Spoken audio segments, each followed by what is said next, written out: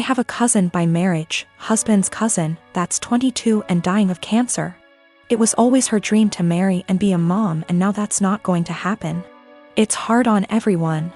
She has a much older fiancé, 30 years, and they had a symbolic wedding so she could have the experience. They started looking for ways to get access to a baby that she could take care of and experience some level of child care that way. But with 2020 and ethics in general, there's not a lot of ways to do that safely. My husband and I have the first and so far only children of our generation, who are 10 months and 23 months old. I had hopes that it wouldn't happen, but her parents asked me if she / they could borrow my younger baby for a few weeks. The cousin and her fiancé would basically be play acting having a baby. Her parents would also join in on pretending. There would be photo shoots and everything. This makes me really uncomfortable. It's really creepy. I cannot understate how creepy I think this is. I know that her not getting to live her dreams is sad, but I don't think this is the answer. I'm worried it will be traumatic for my baby. She's almost a year old and will, well, notice that her entire family will just vanish overnight for what will seem like forever. She's also still nursing, and they don't really seem to care about this factor. I'm really worried about problems down the road. This is setting a dangerous precedent of my child living under other guardianship. Her parents will have time to get attached, and they could try to use that for familial pressure if not legally. Her fiancé is also a wild card in that regard. I said no, and my husband's entire family is hounding us about this because her time is running out and it's time sensitive. They say we're being selfish. They say that we could use this as a free vacation and bond with our older child because I popped them out so close together. They want to compromise now by letting me come by a few times a day to bring milk. We still don't want to do this. Yesterday afternoon, we got an email from the cousin's parents offering actual dollar amounts for us to agree. We got enough from that to file a police report and at least get the threat in writing. We also had a call with my husband's parents and his siblings to basically clear the air. Apparently what they were telling people they asked for and what they were actually asking for were very different. Everyone on that call now had them blocked on social media except for mother-in-law, because of the cousin. I am a 25 years old male own a lakeside property that was legally and officially given to me by my parents. I have been living here for 6 years and have some great neighbors along with some not so great ones. Of all my neighbors, I have only ever had problems with one who lives right next door named Mariette. She first moved in early this summer as she had the former house on her property demolished and rebuilt. My problems started with her over the use of my wood stove and fireplaces. With the temperatures getting colder, I have started to use them daily. My house is not equipped with any form of heating outside of the wood stove and a fireplace. This means that from fall until spring I will constantly have them going to keep my place warm. My family never outfitted the home with anything better because it was for weekend trips and we would winterize and leave it when things got cold. My parents thought of adding oil heating when I moved in, however I opposed it because it was a waste of money and didn't mind splitting logs. 5 days ago, after having received my shipment of logs for the fall, I was approached by my neighbor Mariette. She came around asking for my parents, to which I said that they don't live here and that I am the homeowner. She didn't believe me and said that I was too young to be a homeowner before leaving. Later that day I heard a knock at my door and thought it was my girlfriend, so I gave my usual greeting of, "Hey, sweet cheeks," while opening the door. Unfortunately, it was not her and was Mariette again, so I apologized quickly and asked what she wanted. Once again she wanted to speak with my parents, to which in a more stern tone said that I was the homeowner. This time she finally got it and said that I am violating HOA policy by using wood-burning fireplaces indoors and outdoors. In response, I said that as new as the house looks I am not a member of the group and that the town permits fireplaces and burning yard waste. She then went on to ask why I even needed them because they do nothing but harm the environment. I went on to explain that while the house exterior looks new, the house actually has been around since 1930 and still uses a wood stove and fireplace heating. She didn't believe me yet again and said she would be back with an inspector. Yesterday once again she came with another person who introduced themselves as an HOA inspector. They tried to talk about my fireplaces, but I shut them down immediately and said that I am not a member of their group. The guy then tried to lie by saying that the HOA is in control of all the properties in the area. I immediately called him out on the lie and said that he is either lazy or a moron for not knowing that I am not with them. We went back and forth one more time before I told them I will not listen to them and to stuff it and leave. I have 3 siblings between the ages of 10 and 18. I'm the oldest, fourth at 25. Every year on every single one of our birthday, we're expected to celebrate my mom as well. We've done it since we were little. It was taught to me as giving thanks for carrying plus giving birth to us. Which I'm all for. I am grateful as we wouldn't be here without her. The issue is though, it becomes less of our birthday and more so an anniversary for the day our mom gave birth. Every year on our birthday our mom gets gifts too. As we got older, we're now expected to get her monetary gifts, and not cards, or homemade stuff. Just recently was my birthday and I was gifted some much needed clothes and dishware for my new apartment. My dad however got my mom a new MacBook.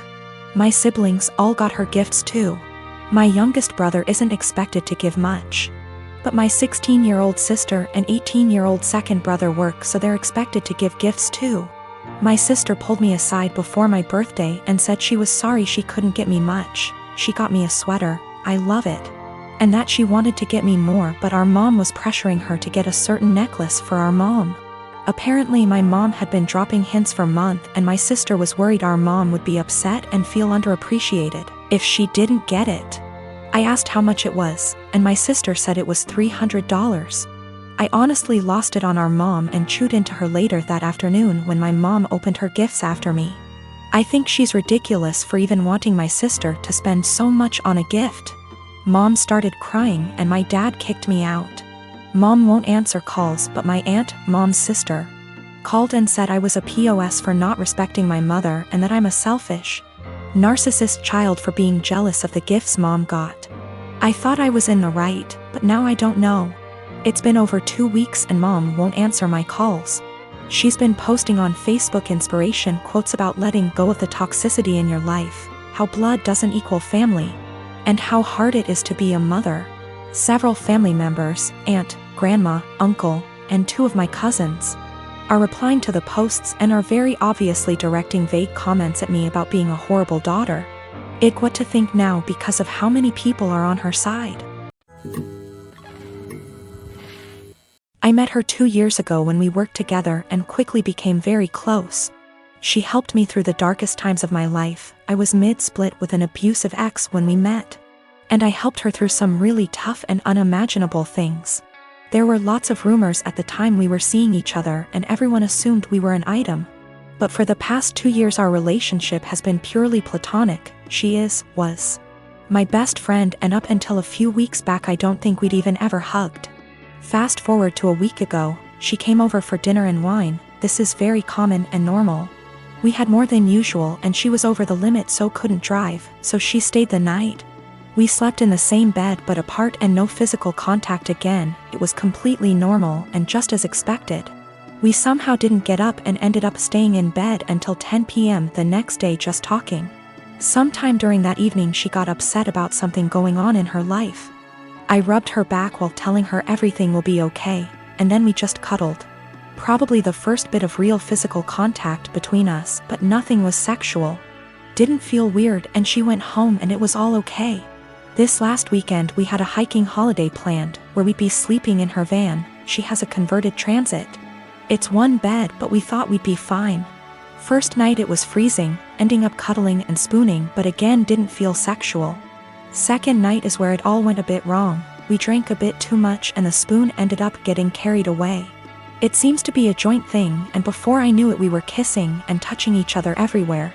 It was a bit of a frenzy of this for about 15 minutes until we both stopped and realized what we just did. After this we spoke a little and asked if either of us regretted it. We both said we didn't, but it was odd. She got upset and I told her it was okay. It didn't change anything and we could just draw a line under it. We woke up the next morning and it happened again. We didn't talk too much but then went for a walk, and then just before we headed home we ended up all over each other again. We were completely naked but again stopped, cuddled and lay there. We both agreed it was a what happens in X, stays in X type event. It was a really long trip home, 6 hours plus. During this she would rest her head on my Hand on lap ECT, and it seemed very different to our usual dynamic. When we stopped at services for breaks, we seemed to walk arm in arm. We kept kissing on and off, but it seemed strangely normal. We arrived back at her home. She lives with her dad at the moment, but just before I left she kissed me again and thanked me for a wonderful weekend. The following day she came over to get some stuff I took home with me. We end up just cuddling, kissing, feeling and so on again, but she has dinner with a friend and we stop it there. She goes on her way. This should feel really weird and strange, but it felt completely normal, and we both discussed it that it was so odd it felt normal. Yesterday she turned up unannounced at my place, which is not a normal thing, with coffee and donuts. We end up talking, cuddling, kissing again, and then we end up talking about what this is, the big problem. Neither of us were sure. She got panicky and burst out in tears and left. She said she was really scared and her words were, "I think I will end up pushing you away and hurting you, and I don't want to do that to you." I told her I would come and see her later and talk. I drove to her house, but her ex was there, another slight issue. They broke up 6 years ago, stayed close friends. He is a lovely bloke, but in his head he is certain they will get married and have children. She's had the conversation with him, but he seems to shut it off. If he found out she was seeing anyone he would get extremely angry. But there's so much family history intertwined between the both, it's really complicated. For that reason she has avoided seeing anyone in the past 6 years. The reason he turned up is she hadn't responded to him since the night we kissed. I went home when I saw his car and just said she could come to mine to chat later. She turned up, sad and very emotional.